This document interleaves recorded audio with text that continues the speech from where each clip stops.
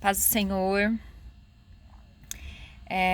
Hoje eu quero compartilhar com vocês, né, aquilo que o Senhor já vem falando comigo, né, através do livro da Joyce Meyer, né, que a batalha pertence ao Senhor.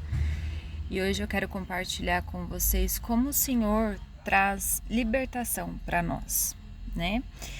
Em 2 Crônicas 20:22 diz o seguinte: quando começaram a cantar e a entoar louvores, o Senhor preparou emboscadas contra os homens de Amon, de Moabe e dos montes de Ser, que estavam invadindo Judá, e eles foram derrotados.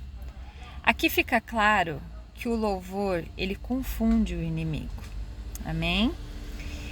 E quando Josafá, né, e toda a sua tribo se dispôs a buscar o Senhor, né, eles se dispuseram a buscar o Senhor, né, exaltando o Senhor, né, dizendo o quanto ele era tremendo, né, depois se puseram em pé e esperaram aquilo que o Senhor já havia falado para eles, né. Depois o Senhor enviou um profeta dando uma palavra para eles, dizendo que Você vai sair agora?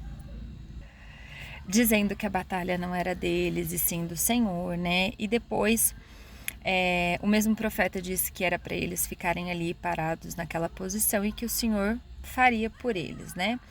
E eles adoraram e louvaram o Senhor. E nessa época Josafá, ele separou aqueles que iriam cantar e louvarem ao Senhor, né? E assim o Senhor derrotou os seus inimigos. Amém? E o interessante é que às vezes Deus opera melhor através das nossas fraquezas e não da nossa força, né? Porque há momentos da nossa vida que temos muitas coisas a nosso favor, só que essas coisas que nós temos em nosso favor é na esfera natural, né?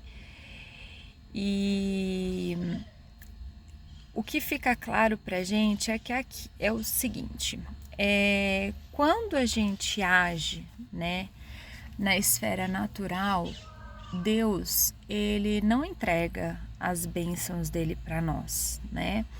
Ah, nossa, Amanda, você está sendo cruel com o que você está falando. Não, eu não estou sendo cruel. Por quê? O que acontece? Quando Deus vê que nós estamos com os olhos voltados ao mundo, né, às coisas do mundo, ele percebe que nós não estamos prontos para receber o milagre que ele preparou, né? E o que acontece? Nesse momento, Deus começa a nos lapidar, né? Ele nos lapida da maneira que ele deseja, para que ele possa entregar para nós aquilo que ele deseja. Amém? E o que eu quero dizer com isso? Que a gente tem que parar de se apegar com as coisas do mundo, né? E viver as coisas do Senhor.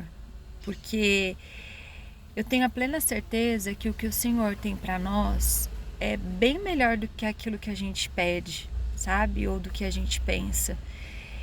E o que fica claro, né, é que Deus, ele tem promessas na nossa vida.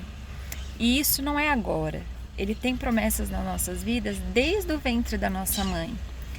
Então, o que nós temos que parar, né, para pensar? Porque assim, o orgulho, né, e a vanglória, ela arruína o melhor dos homens, né? Da forma que Deus precisa nos ajudar a permanecermos humildes, né? E a sua mão poderosa totalmente sobre nós. Ah, Amanda, por quê? Porque quando a gente está com o nosso coração rendido, com o nosso coração humilde ao Senhor, Deus sempre está com a mão dele sobre nós. Agora, quando a gente está com os olhos voltados para o mundo, com as coisas do mundo, se apegado às coisas do mundo, Deus lapida a gente de alguma forma, sabe? Porque ele, o que é aqui, tudo que tem aqui nessa terra não é nosso, né? Isso tudo é emprestado. O Senhor nos emprestou para que a gente viesse habitar e sermos aqueles que façam discípulos, né? Assim como Ele fez, né? Porque na própria palavra dele diz: ide fazer discípulos, amém? Então, que a gente tenha essa convicção que isso aqui é passageiro. E o que é eterno é o que está com Deus, né? Que está nos céus, né? E Deus, Ele quer que a gente confie nele, né? Mas que a gente confie nele plenamente, não só um pouquinho, sabe? Aquela coisa de eu vou dar para Deus aquilo que eu preciso, mas se ele não fizer, eu vou lá e faço. Não é bem assim, né? Porque Deus, ele não quer que a gente seja assim, né? Ele quer que a gente realmente confie nele de verdade, né? E descanse nele, né? E em Juízes, né, fala sobre Gideão, né? Gideão, ele estava enfrentando uma grande batalha, né? E ele falava para Deus que precisava de mais homens, né, para ajudar, né, ele ali naquela batalha. E Deus deixou muito claro, né? Falou para ele assim: Gideão, você fale para que os que tenham medo volte para as suas casas. E nisso Gideão fez, né? Disse aos homens que estavam com medo que voltassem para a sua casa. E de 22 homens que estavam ali para enfrentar essa grande batalha, 12 mil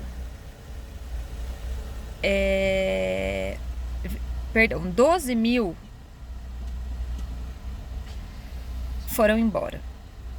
E restaram apenas 10 mil homens, né? E aí, Deus continuou falando com Gideão, né? Que ele ia proteger eles, né? E que era para eles colocarem, né, a confiança totalmente nele, né? Que ele ia fazer por eles. E aí Deus mais uma vez, né, disse a Gideão, né, que ainda era homem demais para essa batalha, né? E aí o que aconteceu, né? Quando Deus falou para Gideão que ainda era homens demais para essa batalha, Deus pediu para que Gideão descesse à beira d'água, né?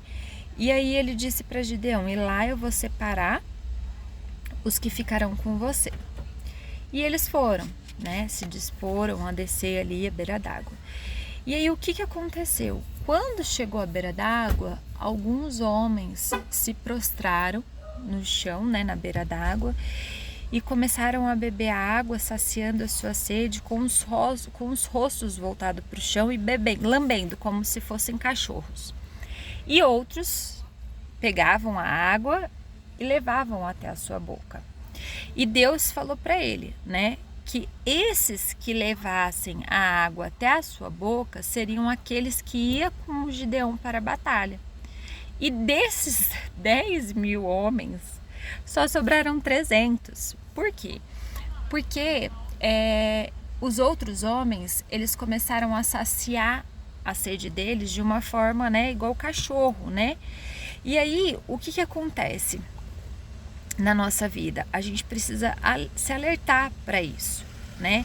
Porque enquanto os 300 que lamberam a água com a mão teve a sabedoria, porque eles estavam de joelho e levando as mãos para a boca, e eles conseguiam ver ao redor se viesse alguém, né, para atacar eles, né, de alguma forma.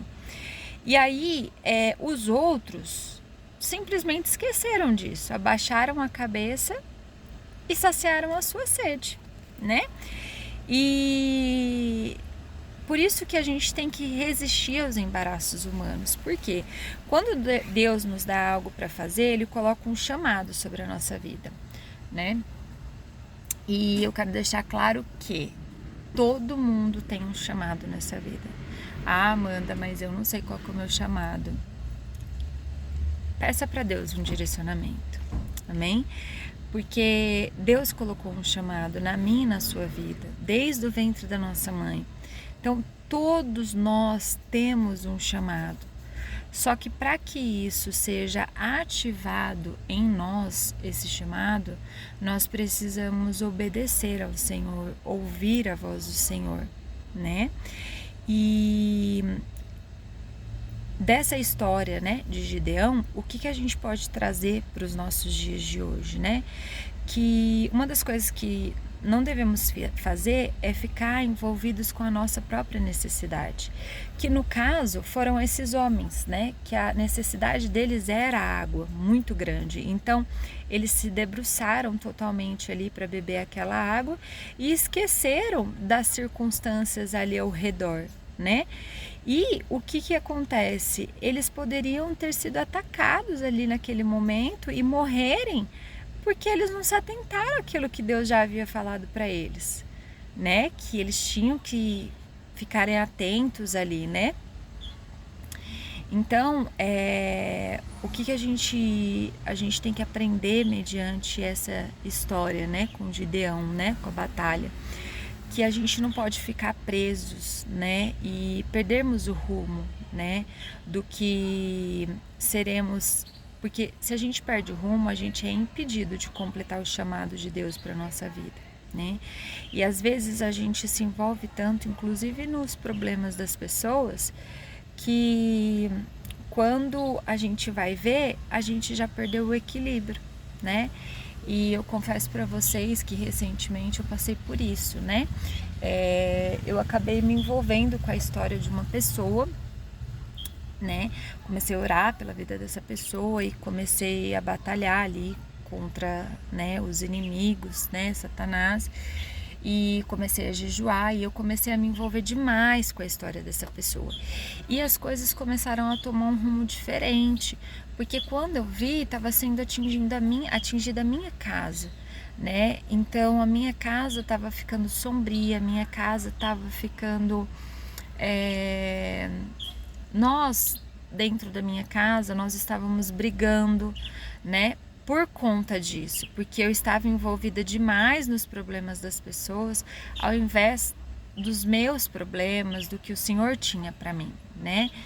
E então eu orei e decidi que eu não iria mais me envolver. E eu entreguei a vida dessa pessoa, né, ao Senhor, mediante ao Senhor. Falei, Senhor, o que eu pude fazer eu fiz, agora está nas suas mãos, amém? Então eu descansei, eu não deixo de orar, né, eu oro, continuo orando, continuo pedindo para que Deus traga sabedoria para essa pessoa, né, mas eu parei de me envolver, né, e deixei Deus tomar conta, porque é essa a função dele, né. E a gente também tem que entender isso, né? Que foi isso que aconteceu com os soldados de Gideão, né? Que se curvavam e colocavam o rosto nas águas. Eles se deixavam levar pelas emoções, né? No que se refere a saciar a sua sede e perderam a vontade de Deus, né? Perderam o foco daquilo que Deus tinha para eles, né? Então a gente precisa vigiar e não se permitir, né, entrar nesses embaraços, né, ficar presos em armadilhas, né, e em Hebreus 12:1 deixa claro, né, livre-nos de tudo que nos atrapalha e do pecado que nos envolve, e corramos com perseverança a corrida que nos é proposta, né, tanto eu, né, se eu, né, ou você quiser fazer algo para Deus, precisamos realmente resistir aos embaraços, né? E manter os olhos no Senhor, né? Como quando, né, Deus falou para Gideão, né, que ele revelou a Gideão que o acampamento, né, do inimigo seria esmagado. Por quê? Porque Gideão, ele obedeceu aquilo que o Senhor tinha para ele. O Senhor deixou ele de 22 homens com 300 homens e ele confiou no Senhor, porque ele sabia que o Senhor tinha algo maior para ele, né? Então Deus mostrou, né, que ele sabia, né? Ele mostrou para Gideão que ele estava à frente de tudo, né? Mesmo mediante essa situação tão gigantesca que era uma batalha. E quando o Gideão, antes mesmo, né, da batalha acontecer, ele recebeu a palavra, né, falando, né, que a espada de Gideão, filho de Joias, o israelita, Deus entregou os midianistas e todo o acampamento nas mãos deles. E quando Gideão ouviu o sonho e a sua interpretação, adorou a Deus. Então, antes, ele recebeu a palavra. E quando ele recebeu a palavra, ainda nem tinha acontecido a batalha, ele começou simplesmente a adorar o Senhor, né? Já agradecendo como se ele já tivesse ganho aquela batalha, né? E ele passou a louvar e adorar a Deus como se a vitória já fosse um fato consumado, né? E o Gideão não esperou para ver os resultados da batalha. Ele já proclamou o triunfo do Senhor antes de acontecer, né? E isso acontece em vários livros da Bíblia, né? Em alguns versículos, igual Mateus 8, 1, 3, Mateus 15, 22, 23, que o que eles fazem? Eles primeiro se curvam, adoram ao Senhor e depois eles pedem, né? Então que a gente continue através desses exemplos da Bíblia, né? Que a adoração ela vem antes da vitória. Amém? E que a gente entenda que o Senhor quer lutar a nossa batalha, né? Como ele disse para Josafá, que a batalha não era mais dele, sim do Senhor. E que a gente entenda que também tem batalhas que a gente tenta lutar que a gente não consegue, né? E a gente simplesmente tenta lutar com as nossas próprias forças, mas Deus vai lutar por nós. Então, assim, quando a gente chegar nesse momento, neste lugar que a gente não consegue mais, sabe? E a gente ser humilde e falar para o Senhor, Senhor, daqui para frente eu não consigo mais tomar nenhuma posição, daqui para frente eu não consigo fazer mais nada e eu entrego essa situação diante do teu altar, que o Senhor faça por mim, tome as decisões ou me ensine a ser sábios nas decisões que eu preciso tomar. Amém? E mais uma vez eu quero deixar aqui que o plano de batalha de Deus, quando colocado em ação pela fé, ele é vitorioso. Amém? Que o Senhor possa vir falar com você, assim como Ele falou, Ele ministrou ao meu coração sobre a libertação que Ele nos dá, né? Através de louvores, através de rendição, através de posicionamento, que Ele tem ministrado tudo isso comigo. E eu peço em nome de Jesus que o Senhor, com o teu Espírito Santo, venha alcançar outras pessoas dessa mesma maneira que Ele me alcançou e que tenha sabedoria e entendimento dessa forma. Amém? Deus abençoe, gente.